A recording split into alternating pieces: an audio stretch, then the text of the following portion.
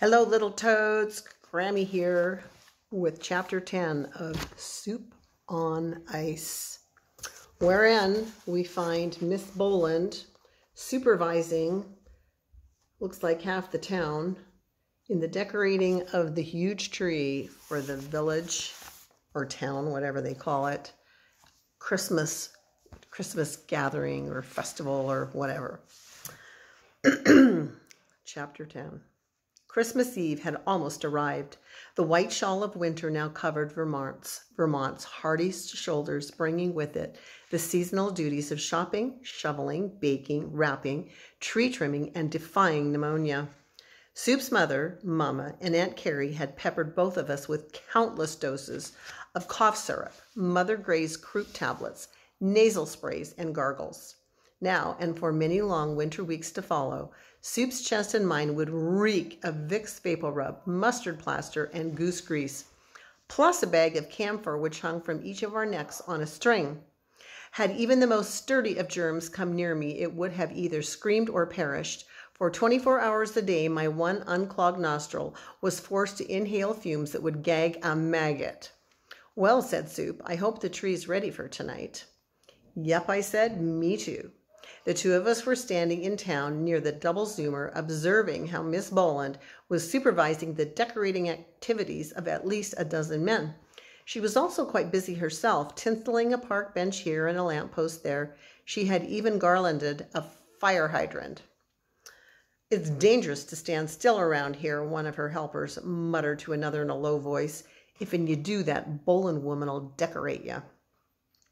Nearby, several of the electrical wizards of learning were attempting to drape lengths of colored lights on the giant spruce tree. Needless to say, Miss Boland was directing the precise placement of every loop on every bow. "Higher," she was hollering, "and to the left." Two of the electricians were commenting on the endless number of colored lights to be used. They also remarked on how our town of learning would have to borrow plenty of added booster voltage from our neighboring villages, and that somebody had best inform Jason Willoughby at the power plant. "We'll need all the electrical juice we can splice to the main circuit," someone remarked. Miss Boland continued to bark suggestions. "Harold, if you see you can work it so the lights all twinkle. You know, on and off and on and off. Twinkling lights make a tree prettier." "But these ain't the twinkle kind," someone answered. "No," she hollered up to Harold Spencer, who was 40 feet up atop an apple ladder. "You've got two green bulbs together, side by side." "Nobody'll notice," Harold yelled down. "I'm above the clouds."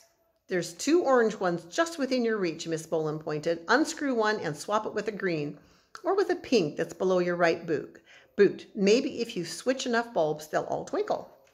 "How come," Harold hollered back, "you wasn't so dag-burned fussy when we had all of them lights way down yonder on the ground?" Miss Boland pretended not to hear. As she turned away from the tree, spotting Soup and me, she came bustling our way. "Boys," she said, "now you'll make sure Slosh Dubinsky gets here to the village square on time in his Santa suit.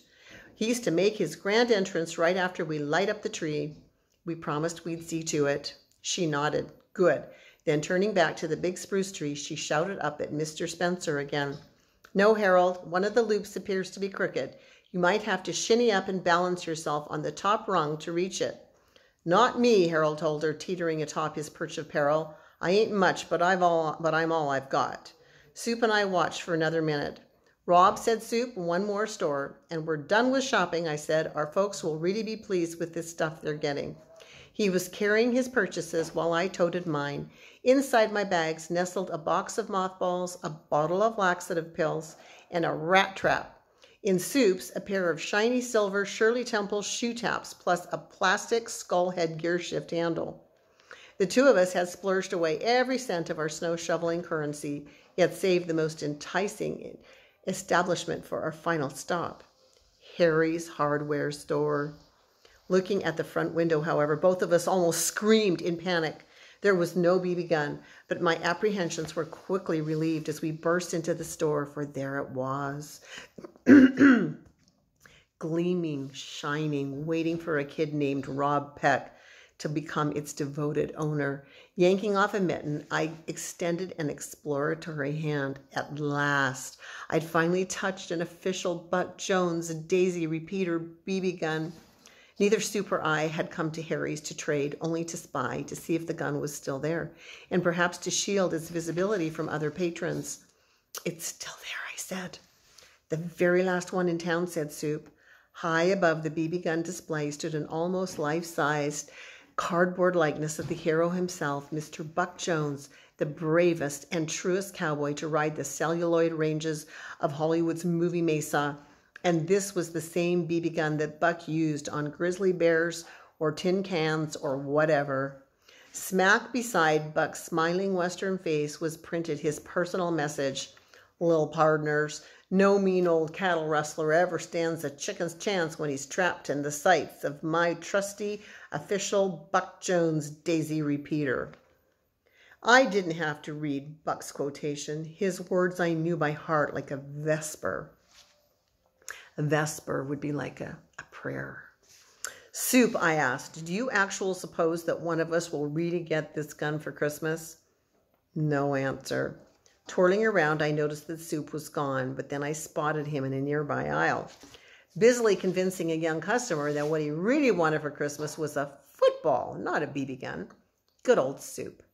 Mr. Harry Hoblicker, owner and proprietor of Harry's Hardware Store, had really gone all out this Christmas. Red and green paper streamers looped and twisted across the leak-stained ceiling above Buck's cardboard grin. The cracked plaster walls were festooned with silvery spangles and golden balls dangled everywhere. A big voice boomed behind me. "Luther, is that you, Luther?" Turning, I looked back and saw knees, and then up to see a white-bearded face. It was none other than our secret Santa for tonight, Mr. Slosh Dubinsky. Nobody seemed to want to stand near him. Eyes widened in sheer panic. They quickly scurried away. "Hello," I finally chirped. If anything went afoul tonight, I was grateful he thought my name was Luther. Bending down slowly, Mr. Dubinsky's face now closed in on mine. "Say," he said, "I ain't got no family or nobody." Then he pointed a large finger at Buck Jones. "Do you recognize maybe a kid about your age who would like to own a BB gun?" My heart leaped. "Wow," I told him, barely trusting myself to speak. "I sure would. I mean, he sure would." Mr. Dubinsky smiled. "That's good," he told me. "See you tonight. Come to the pool parlor and tell me what I got to do, okay? Now run along and be a good boy, you hear?" I ran along, but I sure didn't tell all of this to Soup, even though I was itching to brag about it. Looking back, however, I couldn't see Mr. Dubinsky. The store was too crowded and I was too short. Yet I certain did see something else. A farmer and his wife approached Buck Jones to examine the BB gun, checked the price tag, then moved toward me. The woman shook her head, muttering something about the Depression, a term I had begun to realize meant that hard times had hit town. Our local paper mill, I'd heard Papa say, was only running 1 day a week. Although penniless, I still felt happy. Somewhere above me, Mr. Hoblicker's loudspeaker was playing Joy to the World. In school for the past several weeks, Miss Kelly had taught us to sing it. My mind could picture our teacher directing us in her raggy gray sweater. To be honest, I liked singing Joy to the World even better than Santa's on his way to town, but I couldn't explain exactly why. Observing the milling mass of shoppers gave me another merry feeling, because it suddenly hit me what all of them were doing. Each person was hunting for a gift for somebody he loved, somebody special, and that made everybody in the store special too, like they were all Christmas angels. As I looked at the people, I hoped I'd grow up to be like Mr. Graziano, our grocer, so I could give peppermint candy canes to everybody in the whole world, and then I'd share some of my groceries with people like the Tidwells. Earlier, I'd sort of wanted to buy a present to give Soup, but we'd agreed, due to our limited resources, that we wouldn't give each other a gift. Our party at school, we figured, would be enough. After all, if Soup and I were going to grow up and be regular Vermonters, the time was ripe to savor frugality. Cavalier spending hardly ran amok in the Yankee genes of Pex or Vincent's. Looking around for Soup, I saw a whale of a lot of merchandise that I didn't want, even if we Pex could have afforded it all. What I really wanted was to give stuff to people, even strangers. My arms were still holding the 3 presents for my family. Tonight, after chores and supper, I'd sneak upstairs and wrap each one real pretty and tie bows. Joy to the world crackled on and on. It gave me the urge to walk among the people and share what little I had with everyone. Here you go, mister, I'd say. Here's a pill for you. And for you, lady, here's a mothball. As I passed by the big cardboard Buck Jones, something was missing. I smiled, knowing why. The BB gun was gone. Then a brutal truth hit the pit of my stomach harder than a baseball bat. For sure, I sudden feared. Mr. Slosh Dubinsky had bought the gun I wanted. For a kid he thought was Luther. In other words, for soup. Uh-oh. What's going to happen here? Who's going to get the BB gun?